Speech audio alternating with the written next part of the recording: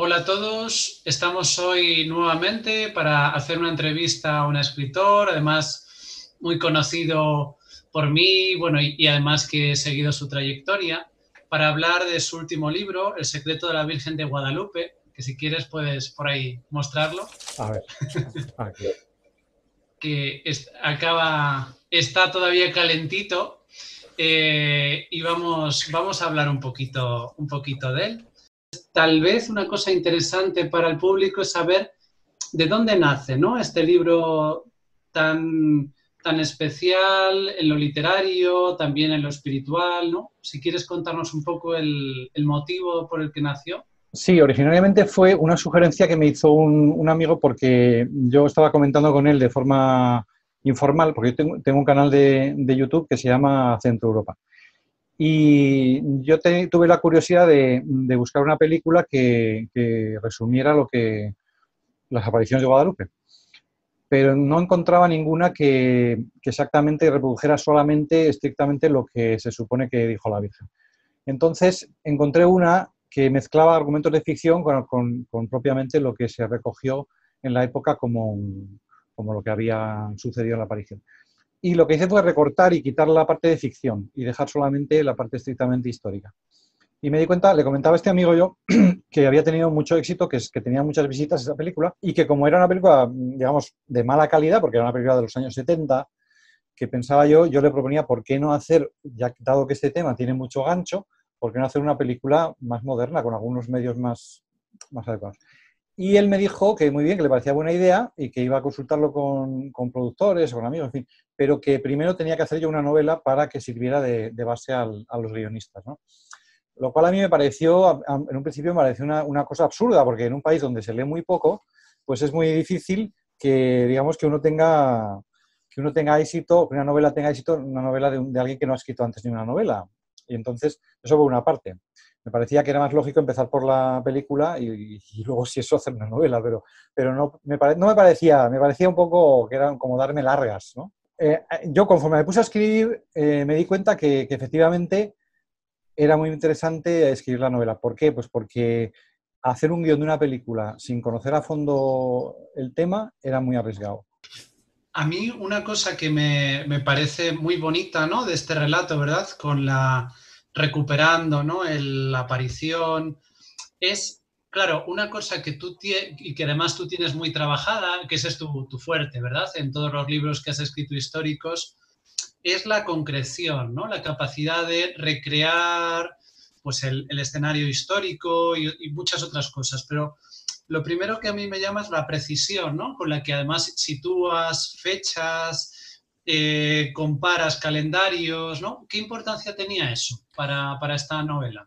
Pues, hombre, yo siempre, como soy historiador, siempre he tenido claro, como decía, creo que Aristóteles, que la ficción tiene que superar la realidad, pero no puede sustituirla. Es decir, cuando te faltan datos, tienes que, en una historia que quieres contar, puedes sustituirlos o puedes imaginarlos, pero por así decirlo, reducirlo al mínimo. Yo no me gusta nunca imaginarme las cosas si se pueden conocer. Qué fuentes empleaste para conocer esto?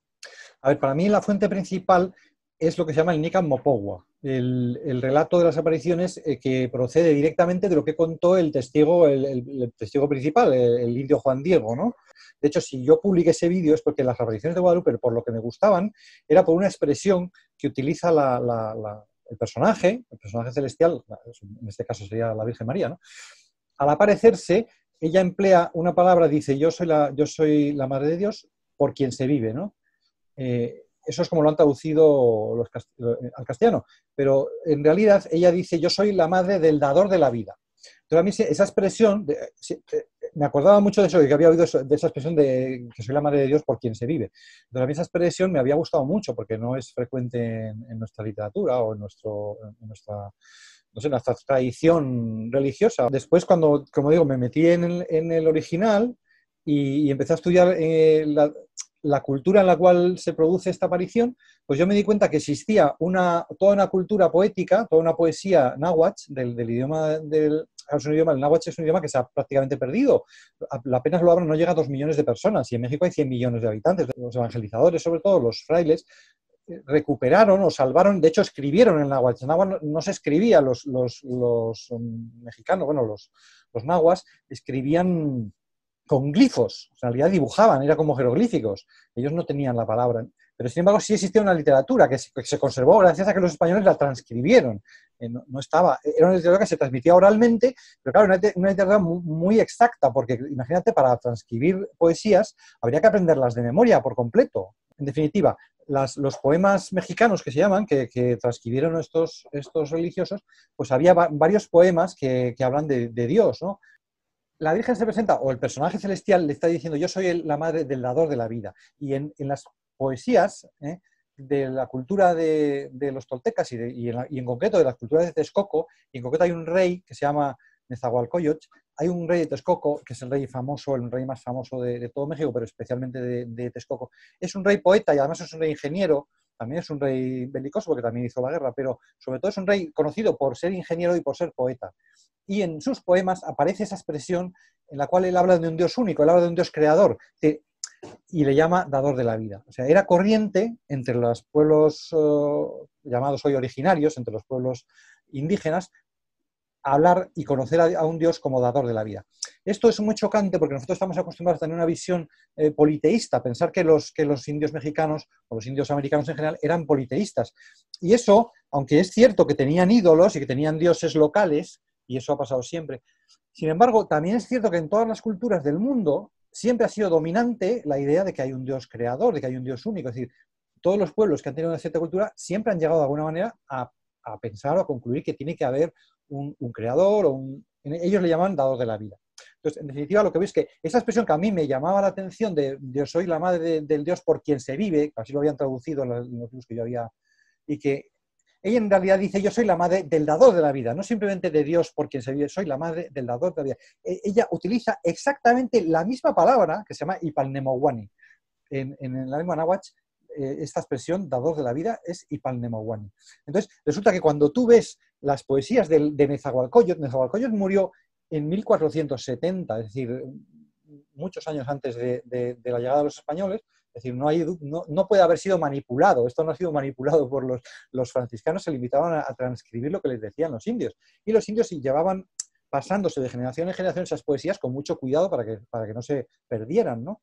Entonces, los poemas de Nezahualcóyotl pues hablan de un Dios único, hablan de un Dios creador, y le llama dador de la vida, y le llama Ipalnemowani. Entonces, claro, cuando tú ves el original del relato de las apariciones, y que está escrito en náhuatl, digo, repito, ¿no? Transcrito al náhuatl, claro, entonces ya estaban los españoles, y cuando el indio habla, lo transcriben ya directamente los indios. Bueno, pues dices exactamente esa palabra, yo soy la madre de Ipalnemowani. Entonces, el hecho de que el personaje celestial utilice las palabras que ellos mismos utilizaban, pues me resulta muy atractivo, ¿no? La siguiente cosa por la que te quería preguntar la has introducido ya, y es que otro aspecto al que dedicas espacio y que creo que es muy bonito es el tema lingüístico, ¿no? O sea, esta novela tiene como muchos niveles, tiene un nivel, ¿no?, más de tipo espiritual, de esa revelación que recibe Juan Diego, pero también del histórico, que estabas empezando por él, ¿no? Y entre otros, de la confusión lingüística, ¿no? De cómo se llega a un territorio en el que no se sabe nada, no hay ninguna conexión con nada, ¿no?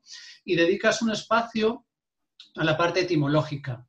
Entonces, tal vez también sería bonito, ¿no?, que si quieres contarnos algo acerca de la simbología que tienen ciertos nombres y de cómo eso conecta, ¿no?, con el sentido de la revelación que recibe este personaje.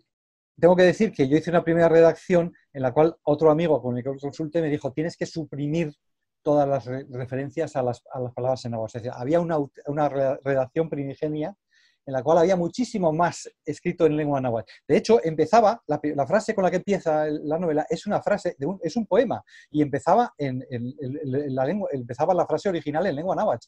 Entonces, claro, ¿qué pasa? Que este amigo me dijo, mira, esto es como lo de los vídeos, o sea, si tú empiezas un vídeo con los títulos de crédito, hay que empezar con acción, o sea, no puedes empezar con una frase en náhuatl, te vas a quedar solo, ¿no?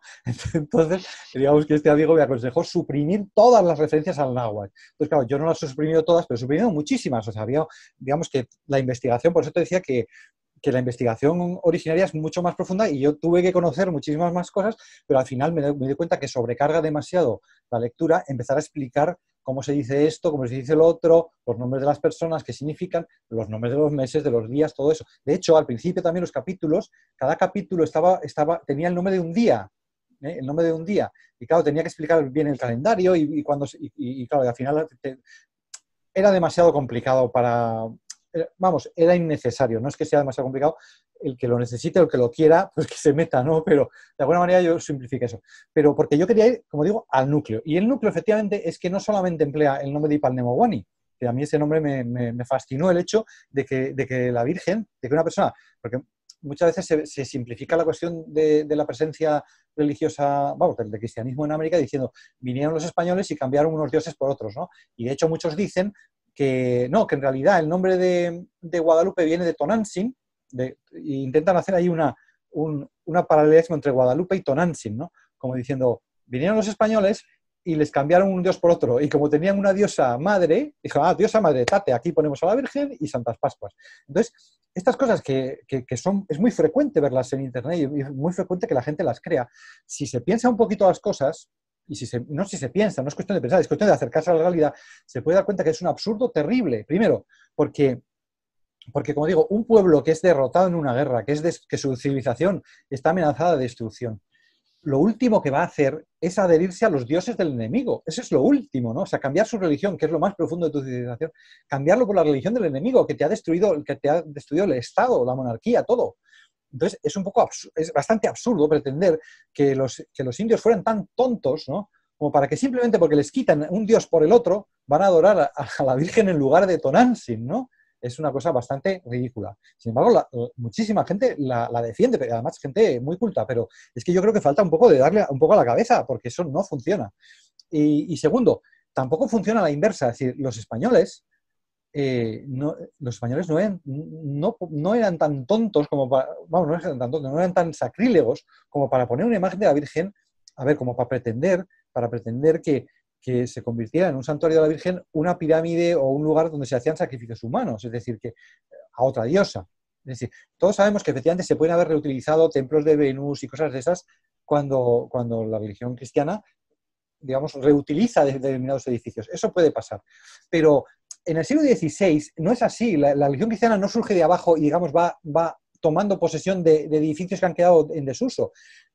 Aquí la religión cristiana, católica en concreto, está muy instaurada hasta el punto de que tiene una estructura que vela por la rectitud de lo que se hace. Es decir, un conquistador o un franciscano no podía simplemente por sus pistolas, como solemos decir, coger una imagen de la Virgen y decir, ahora la pongo aquí en lugar de este, y les hago creer que su ídolo ahora es esto, ¿no? O sea, hay una cosa que se llama la Inquisición, ¿verdad? Que muchas veces se obvia y muchas veces se simplifica, pero la Inquisición tenía una misión clara, que es evitar esas cosas. O sea, la Inquisición servía para evitar abusos. En el fondo eso es un abuso, ¿no? Entonces, la Inquisición estaba muy alerta para que no se pretendiera comparar a la Virgen con un ídolo, ¿no? Eso no podría haber sido admitido bajo ninguna circunstancia. Y de hecho, hombre, en esa misma época conocemos a los obispos de Toledo que han sido encarcelados por la Inquisición, que han pasado años en la cárcel, santos como Fray Luis de León, o sea, personajes muy, muy correctos que hacían las cosas muy bien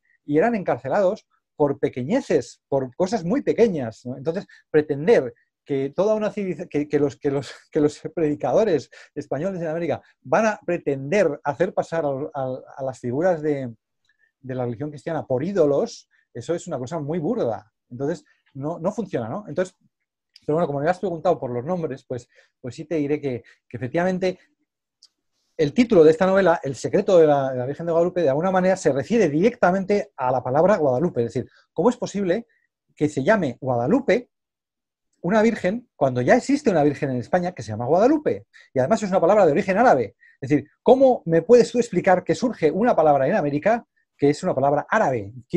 ¿Qué pasa? Estuvieron los árabes primero en América. Entonces, ¿quién le dio ese nombre? Entonces, ese es un poco el secreto que se revela en la novela, y que no puedo hacer el spoiler de contarlo, es explicar de dónde viene el nombre Guadalupe. ¿Por qué se llama Guadalupe? Ahí, como digo, hay explicaciones muy simplonas. Entonces, en los dos sentidos. Una explicación simplona desde el lado americano, es decir, es que hay un paralelismo fonético. Seguramente los españoles, al ver, bueno, a ver, hay varias teorías, ¿no? Pero todas son muy burdas, pero las voy a decir ya que estamos aquí. Entonces, una dice, no, la Virgen dijo que ella era la que, como la Virgen aparecía pisando, como la Virgen aparece muchas veces pisando una serpiente, pues como la serpiente se llama Coalt, pues Tecuatlassup sería de donde lo que se habría convertido, el indio habría dicho que era Tecuatlassup, que Tecuatlassup sería, o Tecuatacoatl, sería la que pisa la serpiente, ¿vale? Entonces, los españoles al oír, como eso sí, lo que les doy la razón es que los españoles son muy malos de oído, eso sí.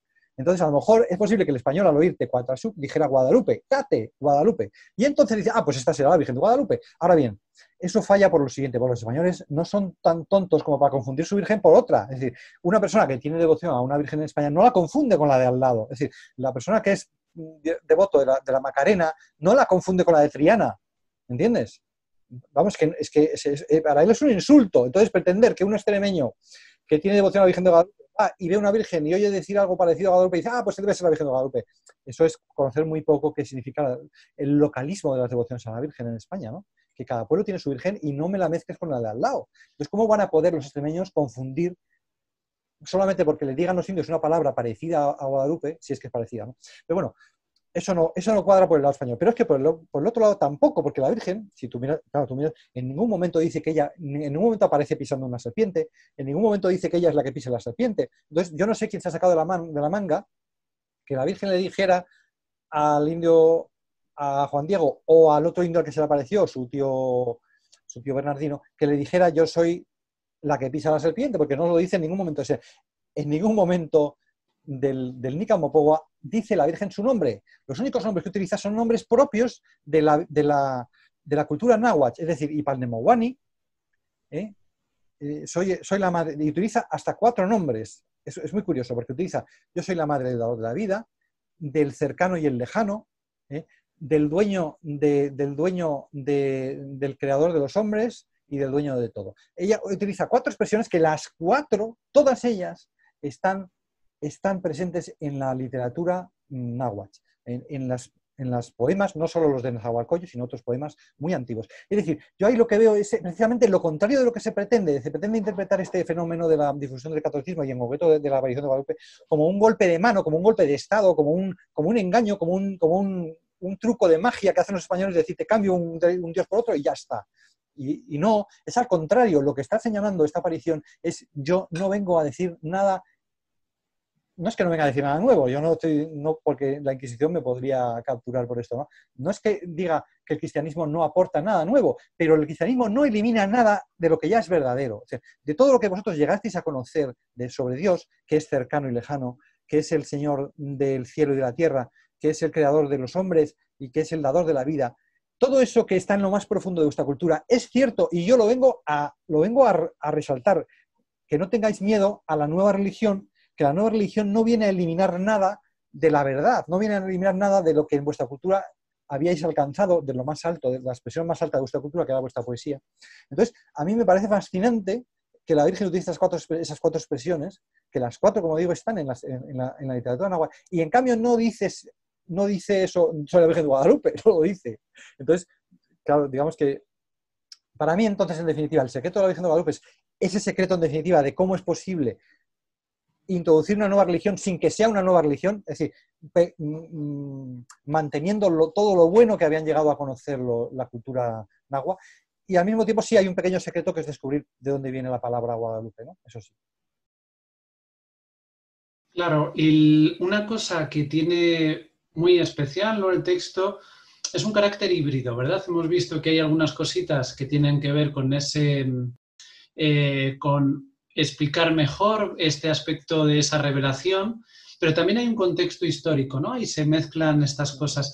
Tal vez una cosa importante, ¿no?, para que pues quien esté viendo el vídeo conozca es a qué situación, ¿no?, se enfrentaban estos franciscanos, por qué esto fue tan relevante, ¿no? Eso también es fascinante desde el punto de vista histórico. El momento histórico es un momento muy, muy interesante, que también ha sido muy simplificado. Yo creo que aquí, además, estamos en el 500 aniversario. Este mes que viene, el 30 de junio, se cumplen 500 años de la muerte de Moctezuma. del último emperador, gran emperador de los mexicas, ¿no?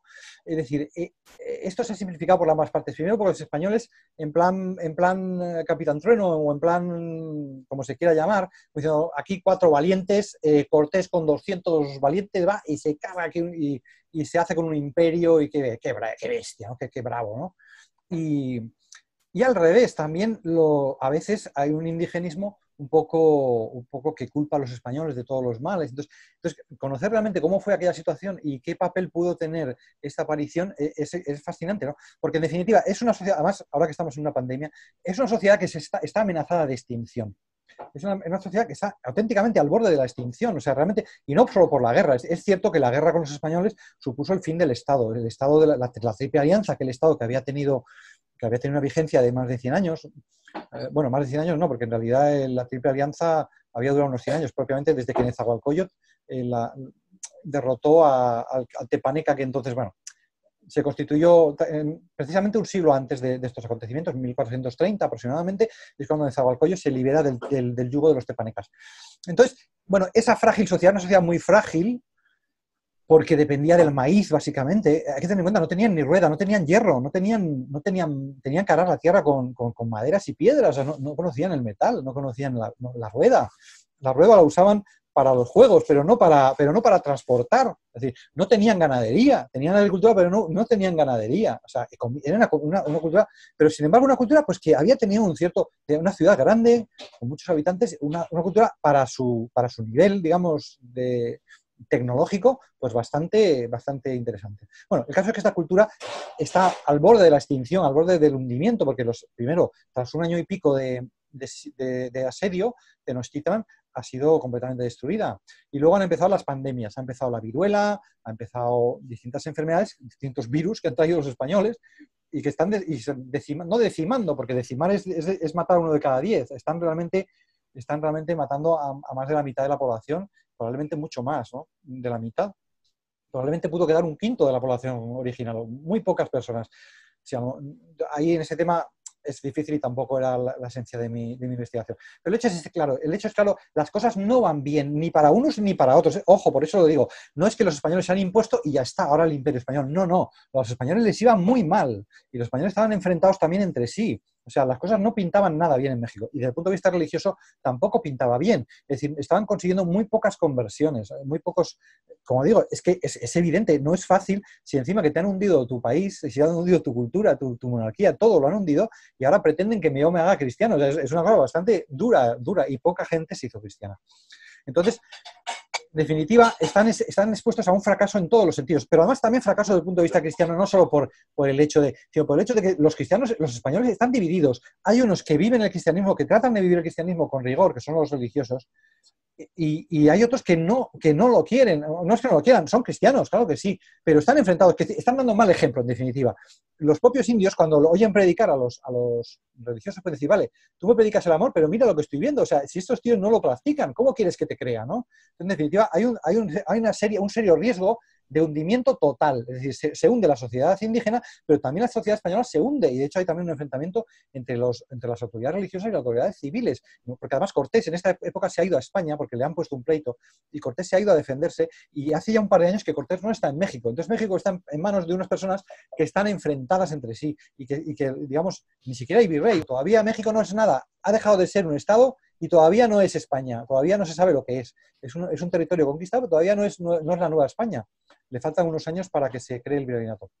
Entonces, en definitiva, lo que iba a decir era eso, que no se puede simplificar diciendo, aquí vinieron estos y ya está, y la gente se apuntó a la religión del otro y no, la cosa estaba muy mal. Hacía falta una solución. También, incluso desde el punto de vista de los franciscanos, los propios franciscanos que habían ido ahí, habían ido llamándose los 12 apóstoles de América. Habían desembarcado 12 franciscanos y se habían dado el nombre a sí mismo de los 12 apóstoles. Iban en plan, vamos a hacer una cristiandad nueva, pero no en el sentido de conquistadores, ¿no? Sino en el sentido de queremos una renovación. Queremos que no sea esto igual que en Europa, igual que también pasa en América, ¿no? Que es el nuevo mundo, ¿no? Y incluso también pasa con los protestantes en el norte, que tratan de hacer una sociedad, los puritanos y todo eso. También los franciscanos iban con una idea puritana, de decir, queremos un cristianismo auténtico, no el cristianismo de Europa, que están todo el día matándose, queremos un cristianismo de verdad. Entonces, eso llevó a que fueran muy rígidos. Ellos no les daban los sacramentos apenas, o sea, eran muy estrictos a la hora de examinar muchos, depende. Entonces, en este impasse, ese momento en cual, por así decirlo, la Virgen, o el personaje celestial, si queremos, pero vamos a dar por supuesto que sea la Virgen viene a decirles también a los franciscanos, ojo, esta gente a la que vosotros despreciáis por considerarlos niños inmaduros, ya son cristianos maduros, y como tal, y yo mi mensaje se lo doy a uno de ellos, no se lo doy a un franciscano, no se lo doy a un obispo español, se lo doy a un indio. El mensaje de la Virgen no se lo dio a un español, que había españoles muy cristianos y muy católicos, y religiosos, sacerdotes, obispos, ¿no? Se lo doy a un indígena para demostraros, para haceros ver que esta es gente madura y que tenéis que aceptarlos de verdad. Insisto, había franciscanos que predicaban mucho, había muchos que lo hacían muy bien, pero eran muy reticentes a la hora de dar los sacramentos. De hecho, los primeros bautismos, los primeros matrimonios, por ejemplo, se produjeron en el año 24, 1525, pero fue al rey de Texcoco y a unos pocos más, ¿vale? Pero en general, con los millones de personas que vivían ahí, no les casaban, ni les daban la Eucaristía, les predicaban y tal, pero no se fiaban de ellos. Y como te iba a decir también al principio de estos 12 apóstoles, una parte de ellos, por lo menos 3 de ellos, ya habían manifestado su deseo de irse a China. Es decir, ellos habían ido de España a México pensando en vamos a hacer una cristiandad nueva y tal, en el año 23 o 23. En el 23 llegaron, 23 o 24, bueno. Y menos de 10 años después, 7 años después, 7, 8 años después, ya estaban, buena parte de ellos estaban desanimados, estaban convencidos de que aquí no hay nada que hacer, esta gente no se va a hacer cristiana, no vale la pena, vámonos a China. O sea, fíjate tú que es muy serio, eso indica que una sensación de fracaso total. Entonces, claro, cuando esa aparición viene a decir, ojo, no os vayáis, que esta gente vale la pena, que esta gente son ya cristianos maduros, ¿no? Y de hecho, una parte de las apariciones consiste en que el indio, por supuesto, se considera incapaz, y cuando es rechazado, su mensaje es rechazado, él va a la Virgen y le dice, elige a otro porque yo no valgo para esto, a mí no me van a hacer caso. Y la Virgen, bueno, el personaje celestial, le dice, ten por seguro que yo tengo muchos servidores y hay muchísimas personas a las que yo les podría, y muy influyentes a las que yo les podría decir que hicieran este pecado, pero yo quiero que lo hagas tú. Y le nombra intercesor, eso es muy interesante. La Virgen le da, que eso yo no lo he visto nunca en la historia de la Iglesia, que una aparición, la Virgen, le llame a una persona intercesor.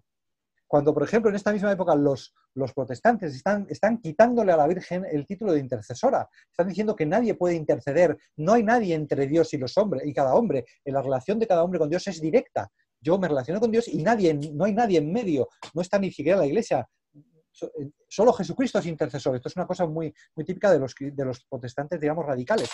Y aquí no solamente que sean los católicos que están poniendo a la Virgen en medio, diciendo que la Virgen es intercesora y no sé qué, es que es la propia Virgen la que está llamando a un indio, a una persona a la que todos consideraban inmadura, le está llamando intercesor. Eso es muy interesante. Pues mira, siguiente tema abierto. La bonita relación, ¿no?, que tiene la Virgen con Juan Diego y cómo le insta, ¿no? En lo que hemos introducido, bueno, pues se ve cómo le llama, es constante en ese llamado frente a pues todas las veces que a él no le creen, no le aceptan, ¿no? No sé si quisieras, ¿no?, contarnos algo de cómo imaginas tú, además de lo leído, sí, esa relación, ¿no?, entre la Virgen y este personaje. Pues es muy interesante. Hay una cosa, por ejemplo, que también induce a engaño, y es que a mí me llamaba mucho la atención cuando leí hace tiempo, ¿no? Que le llamaba hijo mío el más pequeño. La expresión que utiliza la Virgen, hijo mío el más pequeño. Pero es que luego Juan Diego, cuando habla con la Virgen, le dice hija mía la más pequeña. Es decir, él también le llama hija mía la más pequeña, ¿no? Y ella le llama hija mío el más pequeño. Hay que tener en cuenta que la imagen de la Virgen, tal como se conserva, porque además se conserva, claro, pues no aparenta más de 15, 16 años, es una niña muy joven, ¿no? Entonces, y sin embargo ella dice, soy la madre del dador de la vida. Y entonces, claro, ¿cómo se compatibiliza con ser madre e hija a la vez de la misma persona? Bueno, ¿y cómo le puede llamar hijo mío el más pequeño a una persona? Ojo, porque a veces la gente piensa que Juan Diego era un niño. Juan Diego tenía 57 años. 57 años son muchos años en cualquier civilización. A una persona de 57 años era una persona muy respetable. De hecho, el siglo, en la cronología nahua, el siglo se cambia a los 52 años. Es decir, cuando tú cumples 52 años ya tienes un siglo de edad. Era una sociedad que tenía una gran reverencia a los ancianos, ¿no? A las personas mayores, no diríamos. Eso es muy interesante por contraste con la nuestra. nuestra civilización, que ahora está dejando morir a los ancianos de coronavirus, ¿no? Bueno, pues ellos respetaban a los ancianos, ¿no? Entonces, claro, la Virgen se aparece a un anciano, se aparece a un hombre que ha pasado el siglo de edad. Entonces, es interesante, estábamos hablando de la forma de tratarse, ¿no? Entonces, al principio, cuando uno lee en castellano y dice, hijo mío el más pequeño, hija mía la más pequeña, de estos de que van, ¿no? Entonces, parece simplemente que hay que tener en cuenta que el valor de los diminutivos en la lengua náhuatl es ambivalente. El ambivalente. El diminutivo es Tzin, ¿vale? Entonces, claro, tú dices, a una persona le llamas Juan Diego Tzin, le estás llamando Juan Dieguito, ¿no? Vale, pero ojo, en castellano, ¿qué significa Juan Dieguito? ¿Cómo le puedes llamar a un anciano de 57 años Juan Dieguito? ¿No? Esa es la cuestión. Que en la lengua náhuatl el diminutivo Tzin tenía dos significados. Cuando era de los padres a los hijos, Tzin era un diminutivo cariñoso. Y cuando era de las personas jóvenes a los mayores, Tzin significaba, era un don, era una especie de respeto, era de respeto, era un diminutivo, era un sufijo de respeto. ¿Se entiende la diferencia? Es la ambivalencia. Ellos sabían muy bien cuándo significaba respeto y cuándo significaba cariño, ¿no? Es decir, cuando es el padre al hijo es cariñoso y cuando es del hijo al padre es de respeto. Y claro, nosotros hemos perdido el respeto a nuestros padres y por eso digo que ya no podemos comprenderlo. Pero hay civilizaciones que tienen muchísimo respeto a los padres y les trataban de usted, pues los nahuas también les trataban de usted a los ancianos. Pero lo que pasa es que utilizaban la misma palabra, el mismo sufijo tzin, se utilizaba para los nobles, pero también utilizaban los padres para los hijos.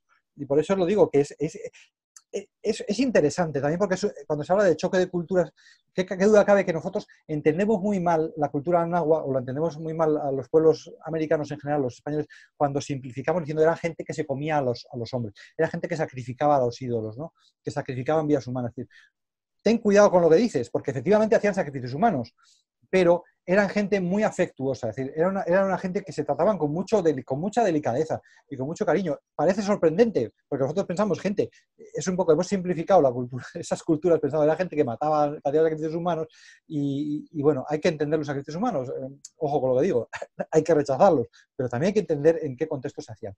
Entonces, como digo, ese sin es un diminutivo, es un sufijo, pero es diminutivo cariñoso cuando se habla a un menor y es de respeto cuando se habla a un mayor. En el fondo, el mensaje, el secreto, aunque eso hacer un poco spoiler, el secreto de la Virgen de Guadalupe es que ella viene a acompañar y a decir que no tengan miedo, no tengáis miedo de Dios. En el fondo es cierto que efectivamente, aunque la cultura náhuatl había gran conocimiento profundo de cosas de Dios, como que es el dador de la vida, que es cercano y lejano, todo eso es cierto y estaba muy anclado y la Virgen lo adopta, lo asume, y dice, para que sepáis que yo no vengo a imponeros una cosa extraña, yo tomo esos apelativos de Dios. Pero en definitiva es cierto que los nahuas temían a la naturaleza y temían muchos miedos porque tenían muchos peligros, estaban sometidos a muchos peligros.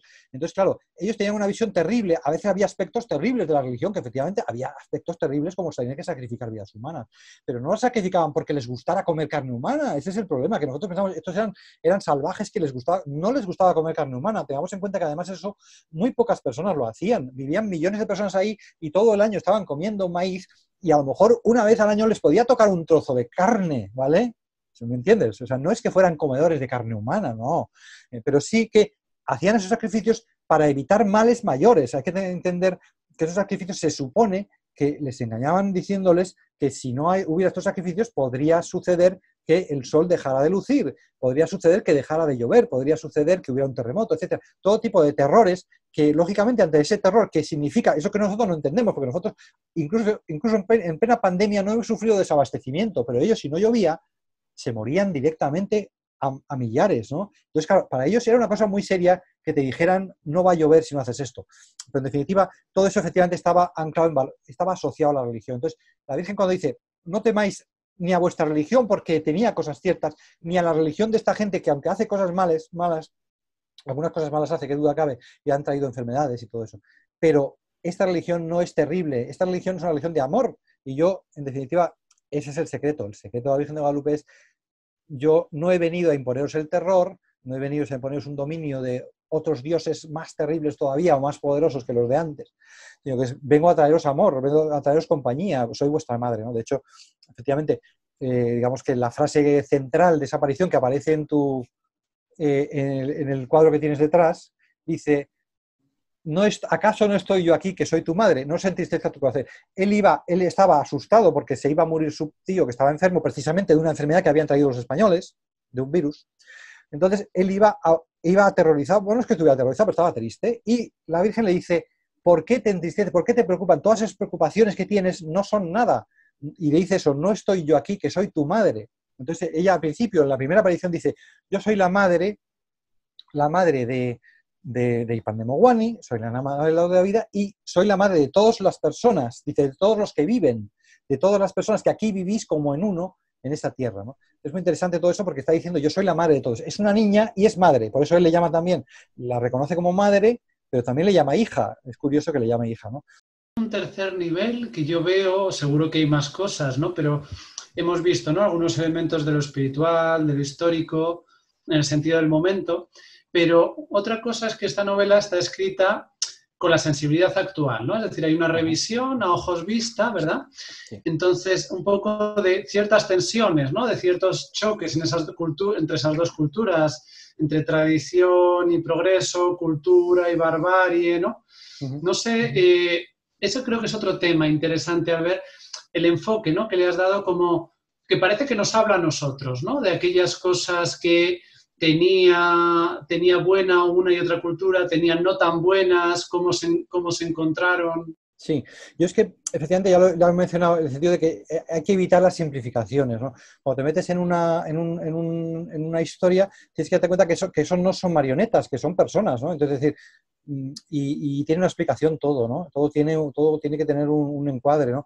Bueno, yo lo llamo a vivir en el presente, es decir, ¿cómo puedo yo explicar una cosa de hace 500 años hoy día? Incluso esto me se facilita en el sentido de que la aparición de Guadalupe ha dejado una huella, ¿no? Ha dejado una huella que es la propia imagen, como sabéis, la imagen de la tilma que quedó impresa en esa aparición, esa tilma todavía se conserva. ¿Cómo es posible que se conserve, ¿no?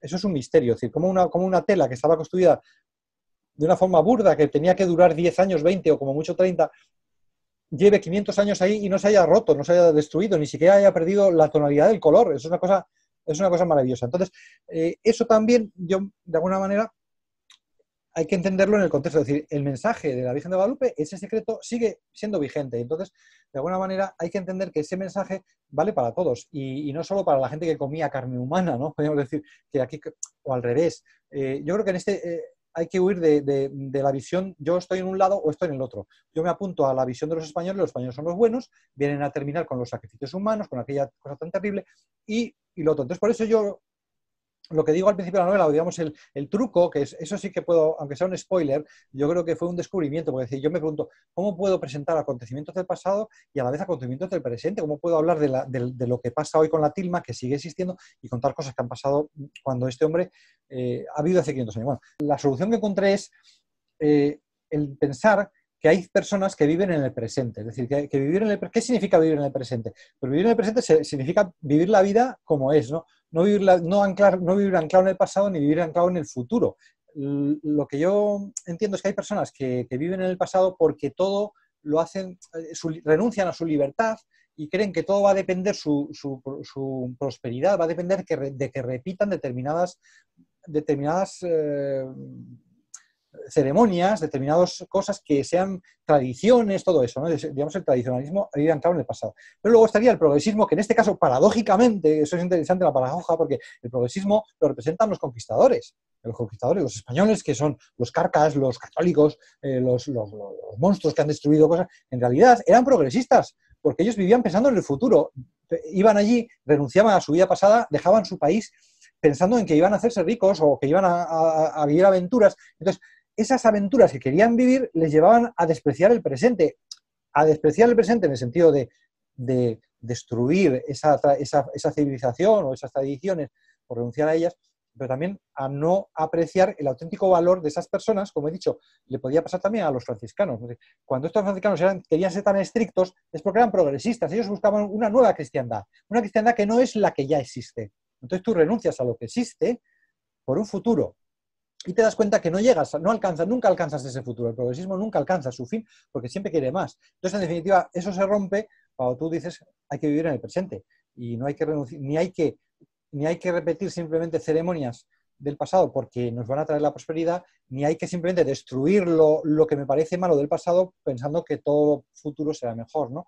Entonces, en definitiva, así se puede entender el juicio que hacemos a veces. En ese sentido, podemos juzgar mal, sobre todo por supuesto a los españoles les puede juzgar mal y considerarlos asesinos y tal, eso pasa más en América. Pero en Europa, o en España en concreto, podemos juzgar mal las civilizaciones precolombinas pensando que eran unos salvajes, que eran, bueno, ¿cómo puedes pensar que hay una parte del mundo que vive, que es civilizado y otra parte que no lo es? Es decir, ¿pero tú qué crees? ¿Que hay hombres de segunda categoría o qué? Entonces, claro, hay que entender eso en ese sentido, que tú puedes juzgar los sacrificios humanos y entender que efectivamente hay gente malvada que ha engañado a otros haciéndoles creer que no van a sobrevivir si no hacen determinadas ceremonias y tal y cual, ¿vale? Y eso, efectivamente, es un tradicionalismo, pero eso también pasa ahora. En definitiva, lo que yo me pregunto siempre es decir, vamos a ponernos en la piel de esa gente y pensar, ¿acaso nosotros no sacrificamos también vidas humanas? Entonces, es un poco, yo no voy a dar la solución aquí, pero en la novela intento un poco pues,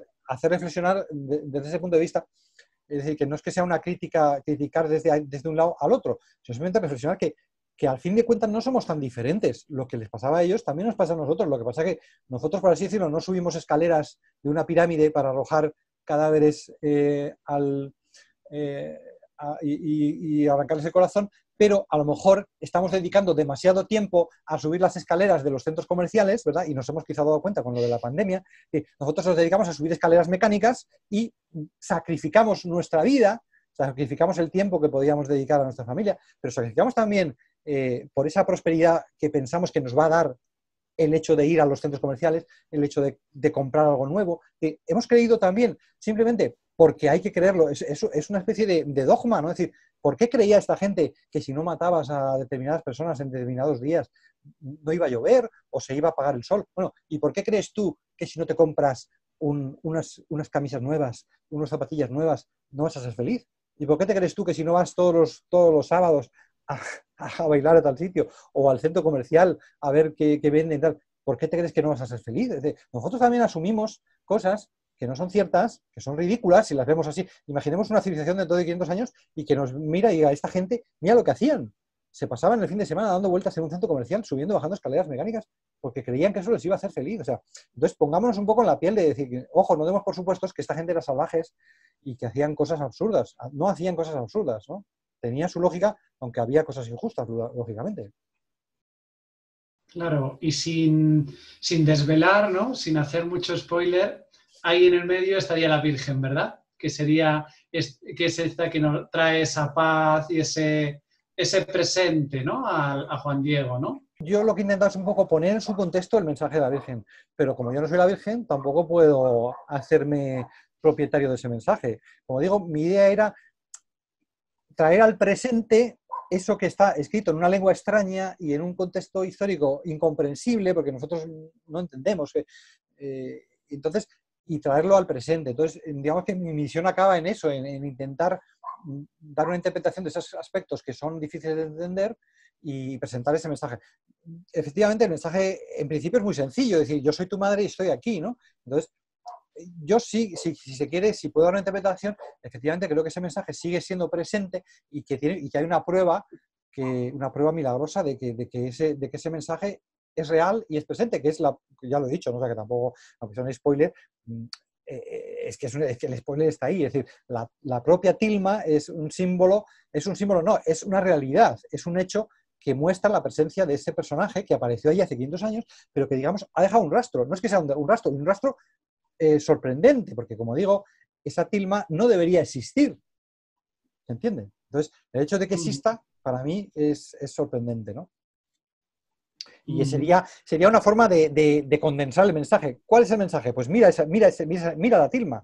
Mi aportación sería decir, yo no tengo que explicarte lo que dijo la Virgen, yo te lo transcribo, yo te lo cuento y tal, pero si quieres un consejo, mira la tilma. O sea, mira y a ver qué es, ¿no?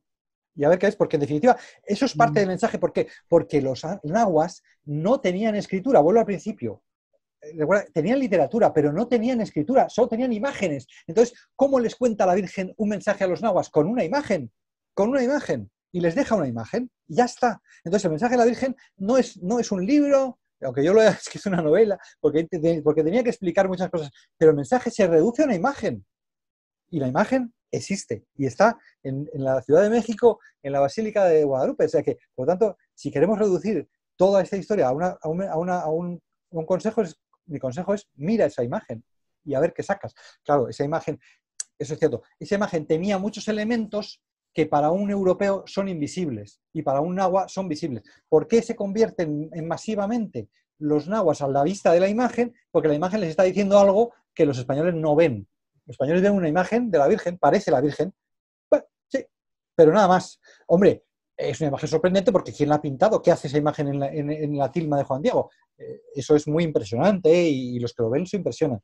Pero los indios no se convirtieron a la fe cristiana por el hecho de ver una tilma pintada. Algo hay en la imagen que les está diciendo eso que ha dicho ella. Yo soy la madre de Ipal Nemowani, ¿no? Yo soy tu madre, yo estoy aquí contigo, todo eso es parte de la imagen. Para nosotros sería parte del mensaje escrito, porque estamos acostumbrados a ver los mensajes escritos, pero es que los nahuas no escribían, solo pintaban. Entonces, ¿qué mejor manera de transmitir un mensaje que una pintura? Entonces, en definitiva, en realidad, al final de todo, el mensaje de la aparición de Guadalupe es muy sencillo, es mira esa imagen y a ver qué te dice. Cuanto más sepas de la cultura nahua, más te dirá, ¿entiendes? Por ejemplo, el color verde, el color azul, el color del manto de la Virgen. ¿De qué color es? Azul turquesa. De hecho, yo nunca más lo he visto azul. Yo siempre lo he visto verde, pero bueno, en realidad en teoría es azul turquesa. El azul turquesa a los indios les está diciendo algo, que a nosotros no nos dice nada. Es un color típico de la Virgen. El color azul tiene un manto y ya está. Azul oscuro, azul verde, no, azul verdoso. El azul turquesa solo lo podían utilizar en esa civilización los reyes. ¿Vale? Solamente el emperador, el rey, podía ir vestido de verde y la Virgen aparece vestida de verde. Te está diciendo, yo soy la reina del cielo, ¿no? ¿Del cielo por qué? Porque va vestida tiene las estrellas en el manto, ¿no? Pero además va vestida con el sol. El sol es muy importante. Para nosotros simplemente, bueno, es un vestido luminoso, pues muy bien, muy bonito, el vestido de la Virgen luminoso, pero es que para los indios ella está vestida de sol y el sol para los indios, para los nahuas, es todo, es la fuente de la vida.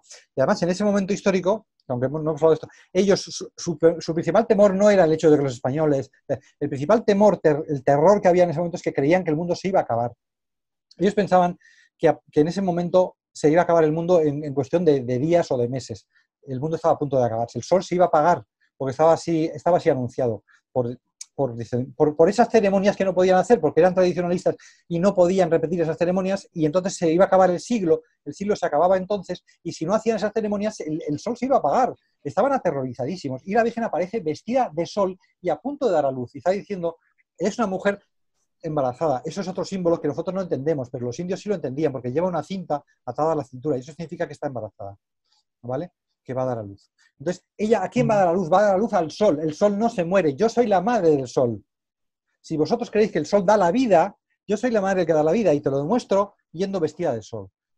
Y no solo eso, sino que lleva una flor dibujada en el centro, precisamente en el vientre, que era el glifo con el que se simbolizaba la palabra mundo. La palabra mundo la lleva ella en el vientre. Ella es la madre del sol, el sol que da vida al mundo. O sea, ella va a dar la vida. Y entonces, en definitiva, es un mensaje de esperanza, un mensaje de vida, que es lo que te he dicho que, claro, eso tan bonito que dice, no soy yo tu madre, que estoy aquí contigo, pero eso a los indios se lo estaba diciendo con imágenes. Se lo estaba diciendo, lo llevaba pintado y ellos no podían negarlo. Es decir, eso era innegable. Es decir, si esto es así, es verdad, porque ellos eran muy respetuosos con la palabra. En estas civilizaciones nosotros somos muy charlatanes y tal, pero ellos no podían hablar si no se les daba permiso. Solamente hablaba, de hecho el rey se llamaba Tlatoani porque es el que toma la palabra. Entonces solamente hablar es una cosa muy seria, ¿no? Entonces, de hecho, Juan Diego se llama Águila que habla, su nombre en Cuauhtémoc, ¿no? Es decir, el águila que habla, ¿no? Entonces, bueno, pero eso son curiosidades, pero en el fondo la imagen tiene un mensaje muy profundo que nosotros necesitamos ayuda para descifrarlo, porque los europeos no entendemos muchos elementos de la imagen. Entonces, eso también es una prueba de que esto no fue simplemente un truco de magia que hicieron los españoles, pintaron una imagen, la pusieron ahí y ala, los indios que son tontos, los indios no se lo creyeron, no creyeron en la imagen porque fueran tontos, sino por la propia imagen. La imagen es creíble en sí, ¿no? ¿Entiendes? Y el hecho de que haya permanecido 500 años sin que ni siquiera se haya debilitado el color sigue siendo tan vivo, pero muy poca gente ha podido verlo de cerca, ¿no? Pero la gente que ha visto la imagen de Guadalupe de cerca, pues dice, pero es un color tan vivo que es sorprendente. De hecho, hay unos análisis que dicen que es iridiscente. Son colores iridiscentes iguales a, por ejemplo, las de las plumas de las aves. Es un color que está vivo. O sea, no es un color, no es el típico color que es un pigmento y ya está. Y es como iridiscente, es decir, es como un fenómeno que es muy extraño, que según el ángulo que lo mires, tiene distintas refracciones. Es decir, son cosas inexplicables. Claro, yo no estoy diciendo que la tilma esté viva, pero simplemente que la tilma contiene muchos misterios. Y, como digo, misterios para los indios, pero también para nosotros, y eso es parte de la novela, es también que lo he metido a decir. Y ahora, ¿cómo explicamos ciertas cosas que no se podían saber en el siglo XVI? El mismo hecho de que la imagen fuera a durar 500 años, evidente, imagínate que mañana se destruye, pues se destruyó. Pero que la imagen fuera a durar 500 años sin siquiera producirse grietas en la pintura, eso es imposible. Las pinturas se van secando con el tiempo. ¿Cómo es posible que esa pintura siga estando en perfectas condiciones después de 500 años? Eso es inexplicable. Eso no fue motivo de credibilidad para los indios, porque eso no lo podían saber ellos.